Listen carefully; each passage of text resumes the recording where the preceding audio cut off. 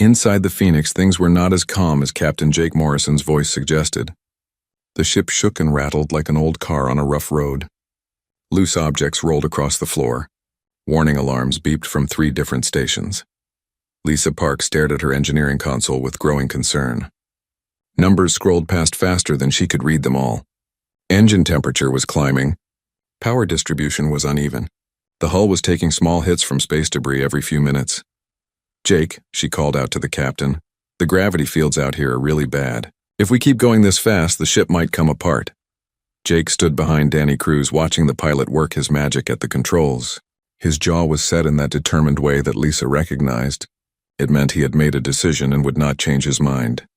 "Then we need to not keep going this fast," Jake said. "Danny, you got any tricks for this?" Danny's fingers moved across his control panel like he was playing a musical instrument. His eyes never left the screen, showing the space ahead of them. A grin spread across his face. "Tricks? Boss, I got a whole bag of tricks, but you're not going to like them. Try me. I'm going to use the gravity fields instead of fighting them. Basically, I'll let them pull us where we need to go. It's going to feel like a roller coaster. A really bad roller coaster." Jake grabbed the back of Danny's chair to steady himself. "Everyone strap in tight. Danny's about to show off." What happened next would have given any standard pilot a heart attack.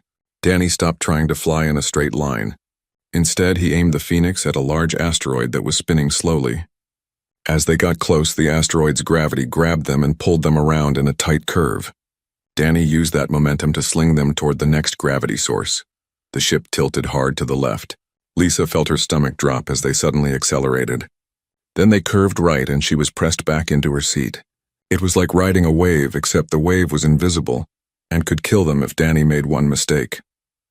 6 hours to target, Danny announced cheerfully, like he was not currently threading a needle through the most dangerous obstacle course in space.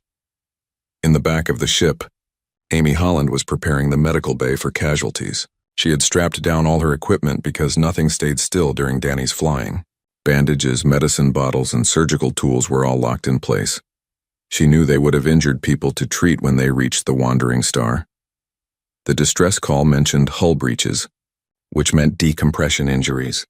Probably broken bones from people getting thrown around, maybe radiation exposure if the ship's shields had failed. Amy had trained for this at Earth's best hospitals. She had worked in emergency rooms during natural disasters. She had patched up injured sailors on ocean rescue missions, but this was different. This was space where a small mistake could kill someone in seconds. "Amy, you good back there?" Jake's voice came through the intercom. "Just peachy," she replied, checking her supply inventory one more time. "How many injured should I expect?" "Information says 47 people total on that ship. Could be anywhere from a few injuries to all of them needing help." Amy took a deep breath. "Then I better be ready for all of them." Kevin Wright sat at the communications and system station, surrounded by screens showing different types of data. He was monitoring the wandering star's status in real time, pulling information from their distress beacon. The news was not good. "Jake, their hull integrity just dropped to 38%, Kevin reported. "They've got breaches on 3 decks now. Life support is barely working. How long do they have?" Kevin ran the numbers through his computer. Best case 5 hours before total life support failure. Worst case 3 hours if they get another breach. "Then we get there in 4, Jake said simply, like it was the easiest thing in the world. Lisa shook her head but smiled despite herself. That was Jake. Give him an impossible deadline and he would just work backward from there. No drama, no speeches about how hard it would be. Just a statement of what needed to happen. The Phoenix suddenly dropped down and to the right as Danny swerved around a cluster of small asteroids. Lisa's coffee cup, despite being in a holder, still managed to spill a few drops. "Danny, I swear if you break my ship," she warned. "Your ship? Last I checked, my name is on the pilot's license. And my name is on the repair bills." Jake laughed. It was a short laugh, but it helped cut the tension. They were flying through a death trap at speeds that should not be possible, racing to save people they had never met. And somehow they were still joking around. That was very human, Jake thought. Make jokes when things get scary. It helped keep fear away. The Phoenix shook harder than before. Danny corrected quickly, but Lisa saw a warning light flash on her console. "We just took damage to the starboard engine," she said. "Nothing critical yet, but it's not happy. Can it hold until we get there?" Lisa studied the readings. Probably. Maybe. Ask me again in an hour. Good enough. Kevin was talking to the Wandering Star over a private channel, trying to keep their crew calm. He spoke in 3 different languages, switching between them as he addressed different crew members. His voice was steady and reassuring. Yes, help is coming. No, not in 3 days. In about 4 hours. I know that sounds impossible, but trust me, we're really good at impossible. Just keep sealing those breaches and maintain whatever life support you can. A voice came back, speaking in broken English mixed with another language. How can you get here so fast? The Corvani said 3 days. Well, Kevin said with a slight smile, we're not Corvani. We're human, and humans don't really believe in the word impossible. Just keep everyone calm and away from the damaged sections. We'll be there before you know it. He muted his microphone and turned to Jake. They're scared but holding together. Got a couple of kids on board who are pretty shaken up. Jake's expression hardened. Kids. That made this personal. Tell them we're coming and we don't leave people behind. Especially kids. The Phoenix shot through a gap between 2 large pieces of wreckage from an old battle. The gap was barely wider than the ship itself. Danny did not even slow down. You know? Amy called from the medical bay. Most people would consider this kind of flying to be criminally insane. Good thing we're not most people, Danny shot back. Lisa was doing calculations in her head. If they maintained this speed, and if the engine held, and if Danny's crazy flying did not get them killed, they would reach the Wandering Star in about 4.5 hours. That gave them maybe 30 minutes of buffer time before life support failed on the damaged ship. It's going to be tight, she said quietly. Jake heard her. It usually is. But tight means possible, and possible means we do it. Another gravity slingshot maneuver threw everyone to the side. The ship groaned and creaked. Metal stressed beyond what the designers probably intended. But it held. The Phoenix was old and looked rough, but Lisa maintained it well. She knew every bolt, every wire, every panel. This ship had carried them through a dozen close calls, and it would carry them through one more. 3.5 hours out, Danny announced. And I think I found a shortcut. Do I want to know what this shortcut involves? Jake asked. Probably not. But it'll cut off 20 minutes. Take it. The shortcut turned out to be a dive through a field of ionized gas that made all their sensors go haywire. For 90 seconds they flew blind, trusting Danny's instincts and the ship's basic navigation. When they emerged, everyone let out a breath they did not know they were holding. 3 hours, 10 minutes, Danny said with satisfaction. Kevin checked the Wandering Star's status again. They just lost life support on one entire deck. Had to evacuate everyone to the remaining sections. It's getting crowded over there. We're coming, Jake said into the communication channel. Wandering Star, this is Phoenix. We're 3 hours out. Hang in there. We've got this. The calm certainty in his voice seemed to travel across space and give hope to the frightened people waiting for rescue. And somewhere behind them, Commander Veltrix watched in amazement as 5 humans in an old cargo ship did what an Empire's entire fleet could not. The warning lights flashed red across every screen in the Galactic Council's command center. Commander Veltrix stood perfectly still, his 4 eyes focused on the holographic display floating in front of him. A ship was in trouble. A big ship with many people inside. The Wandering Star was the name of the vessel. It carried 47 passengers and crew members from 6 different alien species. They were traveling through a dangerous area of space called the Helios Belt when something went very wrong. Their engines stopped working. Their power was failing. Air was leaking out through holes in the ship's walls. Veltrix read the information carefully. The Wandering Star had maybe 60 hours before everyone inside would die. That was not much time. He turned to his officer. How long until we can reach them? He asked. The officer checked his computer. His face showed worry. 72 hours, Commander. Our closest ships are already moving as fast as they can. The Helios Belt has too many problems. Gravity pulls in strange directions there. Rocks and metal pieces fly everywhere. We cannot go faster without killing our own crews. Veltrix felt heavy inside. 72 hours meant they would arrive 12 hours too late. 47 people would die, and there was nothing he could do about it. The Corvani Empire had the best rescue teams in the galaxy, but even they had limits. Sometimes space was just too dangerous. The distress signal kept playing. Veltrix could hear the fear in the captain's voice. Children were crying in the background. Someone was praying in a language the computer could not translate. It made his heart hurt to listen, but he had to. These people deserved to know someone heard them, even if help would come too late. Then something unexpected happened.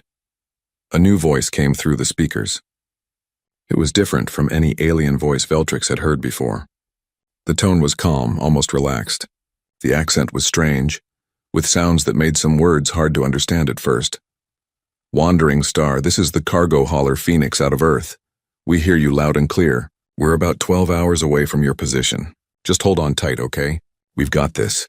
The command center went silent. Everyone stared at the speakers like they could not believe what they just heard. Veltrix quickly pulled up information about this Phoenix ship. What he saw made his blood run cold. The Phoenix was a human ship. Humans were the newest species to start traveling between stars. Most aliens thought their technology was primitive. Their ships looked old and worn. They used methods that seemed dangerous and foolish. The Phoenix was a cargo hauler, which meant it was built to carry boxes and supplies, not to perform rescue missions in deadly areas of space. Veltrix looked at the crew list. 5 names appeared on his screen.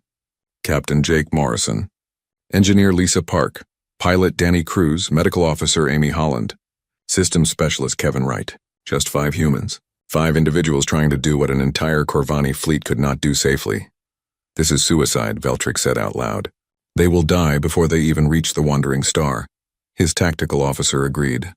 "Should we order them to turn back, Commander?" Veltrix thought about it. He should tell these humans to stop. He should explain that their ship was too weak, their crew too small, their chances too small.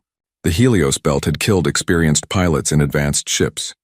What chance did 5 humans and an old cargo hauler have? But before he could give the order, the Phoenix did something that made every Corvani in the room gasp. The ship turned hard and accelerated straight into the Helios belt. Not carefully like the Corvani ships. Not slowly with proper safety measures. The Phoenix just aimed itself at the most dangerous region of space in this sector and flew in at full speed.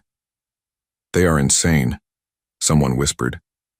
Veltrix pulled up the Phoenix's flight path on the main display. Every officer in the command center stopped their work to watch. The human ship dove between spinning asteroids. It weaved around chunks of broken metal from old shipwrecks. Gravity fields that should have torn it apart seemed to barely affect it. The Corvani had rules for everything. Procedures for every situation, safety protocols that took years to develop and test. These humans seemed to have none of that. They just flew like the rules did not exist. "Track them," Veltrix ordered. "I want constant updates on their position and status." He watched the little dot on his screen that represented the Phoenix. It moved through the Helios belt like a fish swimming through dangerous waters. Sometimes it disappeared from sensors for a few seconds, hidden behind debris or interference. Each time Veltrix expected it to reappear as wreckage. Each time it came back intact and moving even faster. "Sir, they are reducing their travel time," the tactical officer reported. "At this rate, they will reach the Wandering Star in 9 hours, not 12. "That is impossible," Veltrix said. But even as the words left his mouth, he knew he was wrong. The humans were doing it right in front of him. He opened a communication channel to the Phoenix. He needed to understand what these humans were thinking. He needed to know why they were risking their lives so easily. "Phoenix, this is Commander Veltrix of the Corvani Empire. Your current course is extremely dangerous. We have rescue ships en route. Please reduce speed and exit the Helios belt immediately." There was a pause. Then that same calm human voice responded. "Appreciate the concern, Commander, but those people don't have time to wait for the safe option. We'll be careful. Phoenix out." And just like that, the conversation ended. The humans did not argue. They did not explain their plan. They just said they would be careful and went back to their impossible rescue mission. Veltrix sat down in his command chair. His officers looked at him, waiting for orders. But what could he order? He could not force the humans to stop. He could not help them through the Helios belt. All he could do was watch. "Continue tracking them," he said quietly. "And contact the Wandering Star. Tell them help is coming faster than we thought." One of his officers seemed confused. "Should we mention it is a human ship, sir? They might not trust humans to rescue them." Veltrix thought about that. Humans had a reputation in the galaxy. Some species thought they were reckless. Others called them primitive. Many questioned why they were allowed to travel space at all with their old ships and strange methods. But as Veltrix watched the Phoenix dart through a field of spinning debris that would have destroyed any Corvani ship, He realized something. Maybe humans were reckless. Maybe their ships were old. Maybe their methods seemed strange, but they were going to reach the wandering star, and they were going to do it in time. "Tell them help is coming," Beltrix said. "That is all they need to know right now." The Phoenix disappeared from sensors again, swallowed by a massive cloud of metallic dust. Feltrix counted the seconds, 10, 20, 30, still nothing. "Come on," he whispered, surprising himself. When had he started rooting for these crazy humans? At 42 seconds, the Phoenix burst out of the dust cloud, still intact, still moving. The signature showed some damage to the outer hull, but the ship was functional. Beltrix allowed himself a small smile. Maybe, just maybe, these humans really did have this. The starboard engine started making a noise that Lisa really did not like. It was a grinding, whining sound that meant something inside was coming apart. She pulled up the diagnostic screen and immediately wished she had not. "Jake, we have a problem." "How bad?" "The engine is overheating. All that stress from Danny's flying finally caught up with us. We need to stop and let it cool down, or we need to repair it right now." Jake looked at the time remaining. 2 hours and 40 minutes until they reached the wandering star. If they stopped now, they would be too late. "Can you fix it while we're moving?" Lisa thought about that. Fixing an engine while the ship was in flight was dangerous under normal conditions.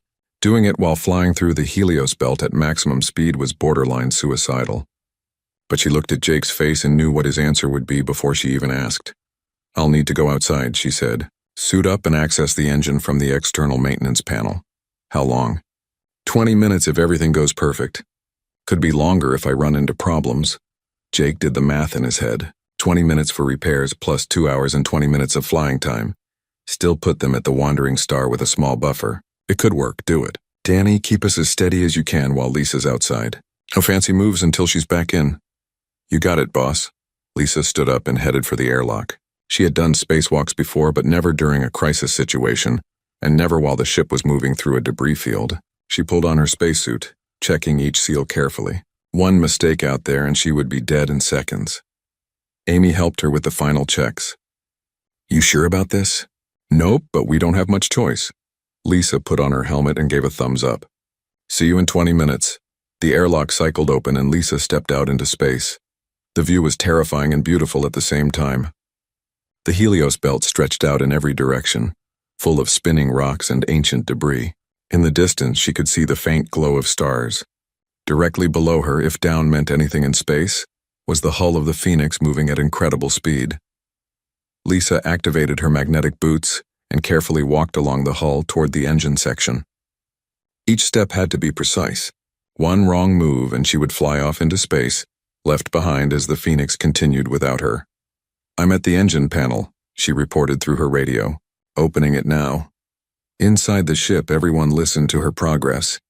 Kevin kept one eye on his screens and one ear on Lisa's updates. Danny flew as smoothly as possible, which was difficult given the obstacles around them. Amy prepared medical supplies in case Lisa got hurt. Jake just watched the clock and trusted his engineer. Lisa pulled open the maintenance panel and immediately saw the problem. A coolant line had cracked under the stress. Fluid was leaking out, which caused the engine to overheat. She pulled out her repair tools and got to work. "Coolant leak," she reported. "I can patch it, but we're going to be running at about 80% efficiency after this." 80% is better than 0%, Jake replied. "Fix it." Lisa's hands moved with practiced skill despite the bulky spacesuit gloves. She sealed the crack with an emergency patch compound, then rerouted some of the coolant flow to bypass the damaged section. It was not pretty, but it would work. Patch applied. Testing now. She activated the engine and watched the temperature gauge. It climbed, then stabilized at a safe level. Not perfect, but good enough to get them to the wandering star. Engines holding steady. Coming back in. As Lisa walked back toward the airlock, a small piece of debris struck the hull near her. The impact was not large, but it sent vibrations through her magnetic boots. For one terrifying second, she felt one boot lose contact with the hull. Whoa. She grabbed a handrail with both hands, heart pounding. "Lisa?" Jake's voice was tense. "You okay?" "Yeah, just a little bump." "I'm good. Almost back to the airlock." She made it inside and the airlock door sealed behind her. As the air cycled back in, Lisa leaned against the wall and took several deep breaths. That had been way too close. "Engines fixed," she announced as she took off her helmet. "Let's go save some people before anything else breaks." Danny increased speed again and the Phoenix shot forward. With the engine repaired, they made good time. 1 hour passed, then 90 minutes. The wandering star appeared on their sensors and it looked bad. Kevin pulled up visual images of the damaged ship. The hull was torn open in several places. Entire sections looked crushed or burned. It was amazing anyone was still alive inside. "Wandering star, this is Phoenix," Jake called out. "We're 5 minutes away. How are you holding up?" The response came back weak and full of static. "Phoenix, thank goodness. Life support is at 15%. We have injured. Please hurry. We're coming. Stand by." As they got closer, Lisa studied the damage more carefully. Her engineering mind was already working on the problem of how to get people off that ship. "The docking ports are destroyed," she said. "We can't dock normally." Jake had already seen that. "Then we go in through the hull breach. Danny, can you position us close enough?" Danny studied the spinning, damaged ship. It was rotating slowly, which made everything harder. "I can get us within about 3 meters. That's as close as I dare without risking a collision." 3 meters? Amy asked. "How do people cross 3 meters of open space?" Jake pulled up the equipment inventory. "We have thruster packs in the cargo bay. Lisa and I will suit up, jump across, and start bringing people back. You and Kevin prepare to receive them." It sounded simple when he said it like that, but everyone knew it was dangerous. One mistake, one miscalculation, and people would die. "Let's suit up," Lisa said, already heading for the equipment locker. 10 minutes later, Jake and Lisa floated in space between the two ships. Danny had positioned the Phoenix perfectly, keeping it steady despite the gravitational pulls and debris. The hull breach in the Wandering Star gaped open like a dark wound. "Going in," Jake said, and fired his thruster pack. He crossed the gap in seconds, grabbed the edge of the breach, and pulled himself inside. Lisa followed right behind him. They found themselves in a corridor that was partially collapsed and completely depressurized. Emergency lights flickered, giving everything a haunting red glow. "Wandering Star crew, this is Jake Morrison from the Phoenix. We're inside. Where are you?" A response came through their radios, directing them to a sealed section 3 levels down. Jake and Lisa made their way through the damaged ship, moving carefully through debris and around broken equipment. They found the survivors huddled in what looked like a cargo bay. 47 faces turned toward them, hope and fear mixed together. There were humans there and several alien species Jake recognized. 3 children clung to their parents.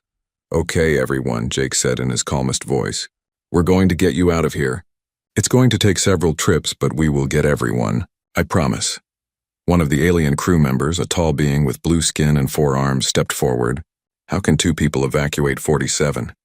"By making a lot of trips," Lisa said simply. "Kids first, then injured, then everyone else. We've got emergency suits that will keep you safe during the transfer." They started the evacuation process. Jake and Lisa would help each group suit up, then guide them back through the damaged ship to the breach. There, they would carefully jump across to the Phoenix, where Amy and Kevin would pull them inside. It was slow, careful work. Each trip took about 10 minutes. Kids first, just like Jake promised. The children were scared but brave, trusting these strange humans to save them. Then came the injured, including 2 people with broken bones and 1 with a severe head injury. Amy worked like a machine in the medical bay, treating each person as they arrived. The head injury was serious, but she stabilized him. The broken bones got splints. Everyone got checked for decompression sickness and radiation exposure. Hours passed. The Wandering Star's life support continued to fail. Jake and Lisa kept moving, trip after trip, bringing people to safety. Their muscles ached. Their suits' air supplies ran low and had to be swapped out. But they did not stop. Finally, after the 8th trip, the last person was evacuated. Jake and Lisa took one final look around the dying ship to make absolutely sure they had not missed anyone. "Clear," Lisa confirmed. "Let's go home," Jake said. They jumped across to the Phoenix one last time. As soon as they were inside, Danny fired the engines and moved them away from the Wandering Star. Minutes later, a final hull breach caused the remaining sections to decompress completely. If they had been any slower, people would have died, but they were not slower. They were exactly fast enough. All 47 survivors were safe aboard the Phoenix, crowded into every available space but alive. Commander Veltrix arrived at the rendezvous point with his fleet 6 hours after the Phoenix completed its rescue. He expected to find wreckage or, at best, a damaged human ship barely holding together. What he found instead made him question everything he thought he knew about rescue operations. The Phoenix was limping toward the nearest station. That much was true. Its hull showed scorch marks and new dents from impacts. One engine was clearly running below optimal capacity, but attached to it, held by emergency tow cables, was the Wandering Star. And inside both ships, all 47 survivors were alive. Veltrix stood on the bridge of his flagship, staring at the sensor readings in silence. His crew waited for orders, but he had none to give. The humans had done it. They had accomplished what his entire empire considered impossible. "Open a channel to the Phoenix," he finally said. Jake Morrison's face appeared on the screen. He looked exhausted, with dark circles under his eyes and what appeared to be engine grease on his cheek. But he was smiling. "Commander Veltrix, good to see you. Sorry we couldn't stick around for your arrival. But we've got some injured people who need proper medical facilities." "Captain Morrison," Veltrix said carefully, "I would like permission to come aboard your vessel. I need to understand what happened here." Jake glanced to the side, probably checking with his crew. "Sure, come on over. Fair warning, though, it's pretty crowded in here right now, and the coffee's gone cold." 20 minutes later, Veltrix found himself walking through the Phoenix's narrow corridors. The ship was indeed crowded. Survivors sat in every available space. Some were sleeping. Others talked quietly among themselves. The 3 children he had heard about were drawing pictures on a datapad, looking much calmer than they probably should be after such an ordeal.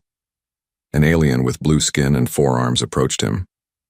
Veltrix recognized him from the Wandering Star's crew manifest. "Commander," the alien said, "these humans are incredible. They flew through the Helios belt like it was nothing. They repaired their ship while moving.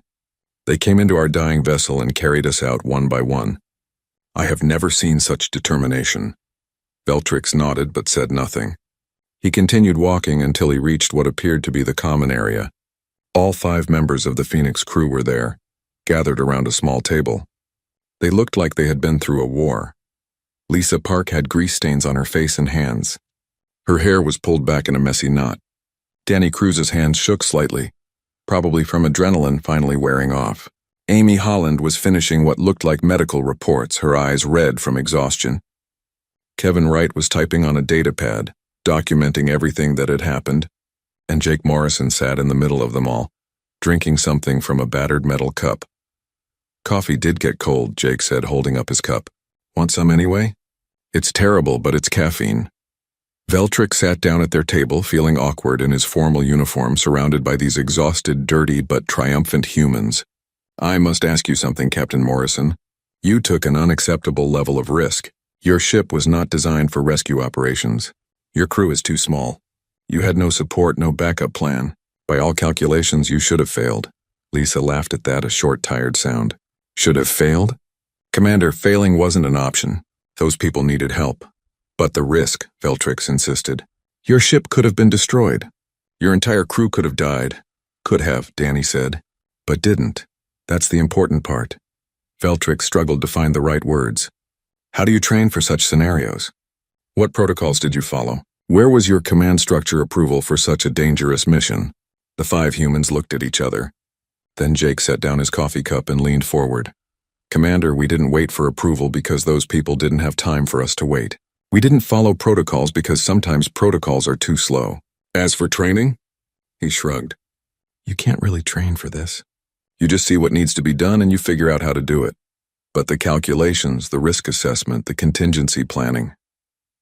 Kevin spoke up for the first time. "We did all that. Took about 90 seconds while we were plotting the course. Then we started adapting as we went." 90 seconds? Veltrix felt his world tilting. My empire would need 90 hours to properly assess such a mission. And in 90 hours, those people would be dead, Amy said quietly. "Sometimes you have to act fast, even if it's not perfect." Veltrix looked around the table at these 5 individuals. They were not soldiers. They were not trained rescue specialists. Jake had been a military pilot once, but the others were just civilians who ended up working on a cargo ship. Yet they had done something his entire fleet could not do. "I still do not understand," he admitted. "You keep saying you figured it out and you adapted. But how? How do you know what to do?" Lisa wiped some grease off her hands with a rag. "Commander, do you know what planet we come from?" Earth. I have read about it. Then you know Earth is kind of a nightmare world by galactic standards. Hurricanes that can destroy entire cities, earthquakes that crack the ground open, volcanoes that block out the sun, diseases that kill millions, predators that hunt us, plants that poison us, the ocean trying to drown us, the desert trying to dehydrate us, the cold trying to freeze us. She paused and looked directly at Veltrix. We evolved on a planet that tried really hard to kill us. Every single day for millions of years we had to adapt or die. That doesn't just go away because we're in space now. It's part of who we are. Danny nodded. My grandmother used to say, if you can't find a way, make one. That's basically the human motto. We've got this, Jake said, repeating the phrase that had started this whole situation. When we say that, it's not arrogance, Commander. It's not foolishness. It's confidence built on thousands of years of surviving things we shouldn't have survived. We're really, really good at not dying. Veltrix sat back in his chair. Around him, the survivors of the Wandering Star were safe and recovering. The children were laughing now, playing some kind of game. The injured were being treated by Amy's skilled hands. Everyone was alive because 5 humans refused to accept the word impossible. Your ship is damaged, Veltrix said. Your crew is exhausted. You have 47 extra people on board with limited supplies. Yep, Jake agreed. And yet you seem unconcerned. Because we'll figure it out, Commander. That's what we do. Lisa will keep the engines running with spare parts and sheer stubbornness. Danny will fly us to the station safely. Amy will keep everyone healthy. Kevin will manage our resources and communications. And I'll make sure we all work together. It should not be this simple. Lisa smiled at that. It's not simple, Commander. It's just necessary. There's a difference. One of the children from the Wandering Star ran up to the table, holding out her drawing. It showed a small ship with 5 people inside, surrounded by stars. Above the ship, she had written something in her own language that the translator rendered as heroes. Jake took the drawing gently. Thank you. This is beautiful. The child ran back to her parents, clearly pleased. Veltrix watched the interaction and felt something shift in his understanding. You don't see yourselves as heroes, do you? He asked quietly. Heroes? Danny laughed. We're just cargo haulers who happened to be in the right place at the right time. You flew through the Helios belt at impossible speeds. You repaired your ship during flight. You evacuated 47 people from a dying vessel. You saved lives that my entire empire had written off as lost. Jake shrugged. We did what needed to be done. Anyone would have done the same. No, Veltrix said firmly. Anyone would not have. That is what I am beginning to understand. Humans would have done the same. Your species has something that most of us have lost in our pursuit of order and safety. What's that? Amy asked. The refusal to quit. The inability to accept failure. The stubborn determination to make the impossible merely difficult. Veltrix stood up. The Galactic Council will want to hear about this. I suspect they will have many questions. Tell them we were happy to help, Jake said. That's what neighbors do, right? Neighbors. Veltrix had never thought of humans as neighbors before. They were newcomers, primitives with old ships and strange methods. But maybe that was wrong. Maybe humans were exactly the kind of neighbors the galaxy needed. The report that Commander Veltrix filed became one of the most read documents in Galactic Council history. Not because it described a successful rescue mission, though it did. Not because it detailed advanced tactics or new technology, though it contained neither. The report was read over and over because it forced every species in the galaxy to rethink what they thought they knew about humanity. 6 months passed after the Helios Belt rescue. The Phoenix had limped to the nearest station, delivered all 47 survivors to safety, and then spent 3 weeks getting repaired. Lisa complained about the cost the entire time, but Jake noticed she smiled whenever someone thanked them for the rescue. During those 6 months, something changed in the galaxy.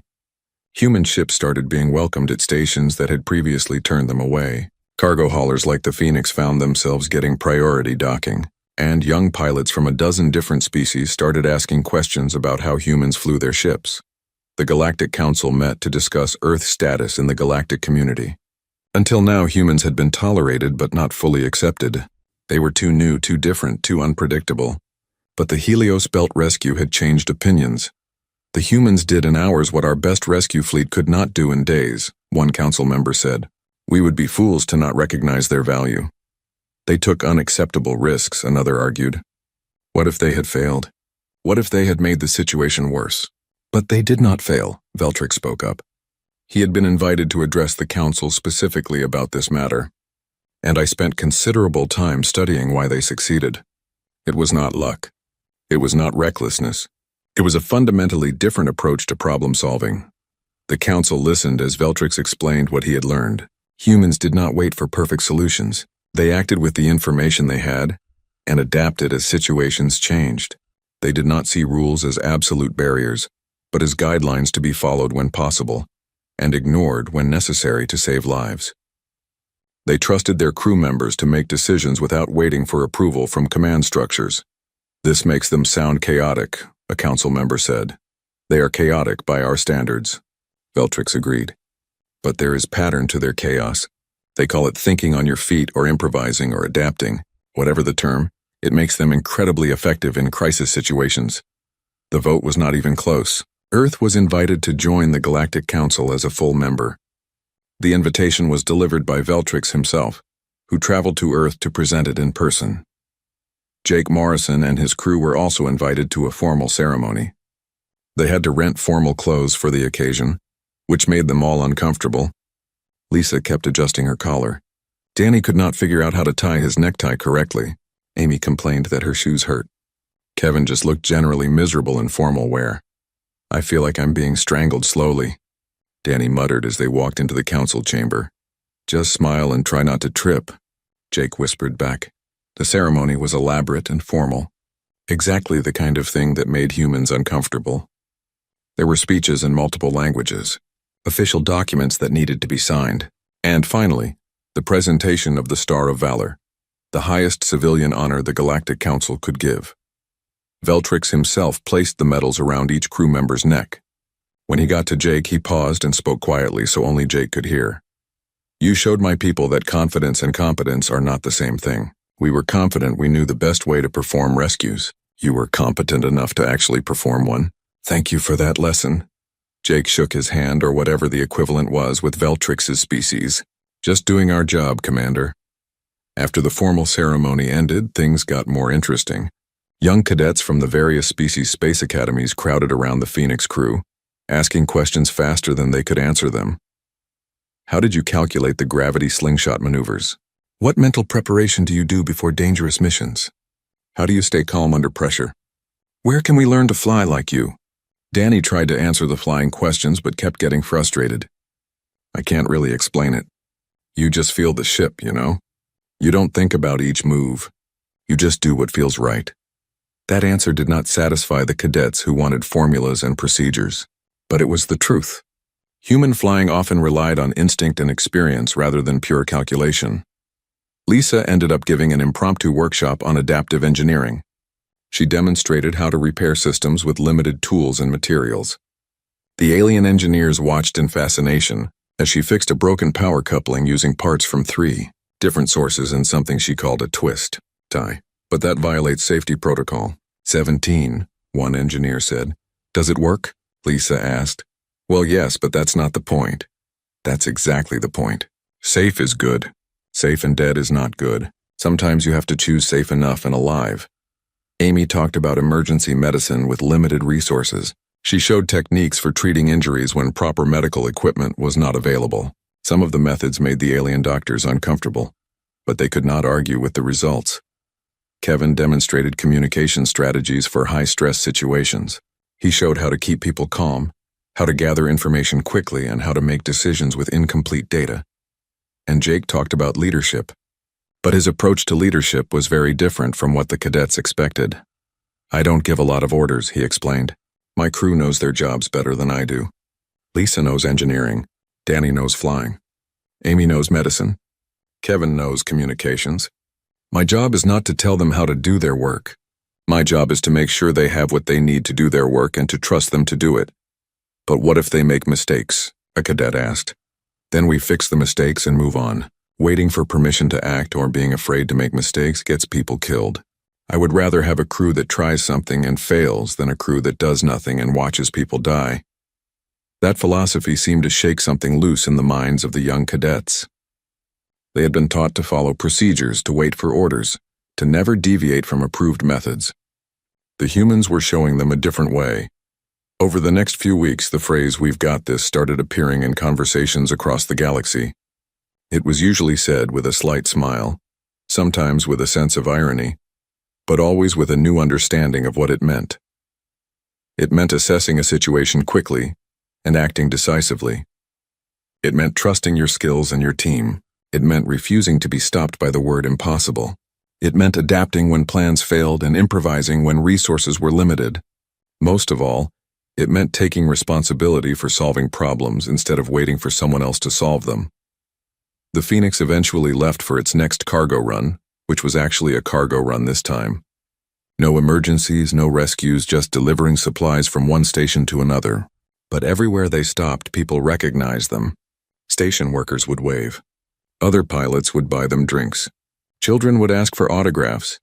"This is weird," Danny said as they left yet another station where they had been treated like celebrities. "We just did our job." "We did our job in a way that nobody expected," Amy replied. "That makes us unusual." "I preferred being normal," Lisa grumbled, but she was smiling. Jake sat in the captain's chair, watching the stars stream by on the view screen. 6 months ago, they were just another cargo hauler trying to make a living. Now they were symbols of something larger, representatives of what humans could do when they stopped worrying about what they should not do and focused on what needed to be done.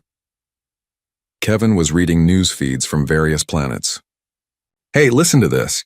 There's a new class being taught at the Corvani Flight Academy. It's called Adaptive Navigation in Crisis Situations. And guess who they reference as primary examples?" "Let me guess," Danny said. "Some legendary pilot from ancient history?" "Nope. You.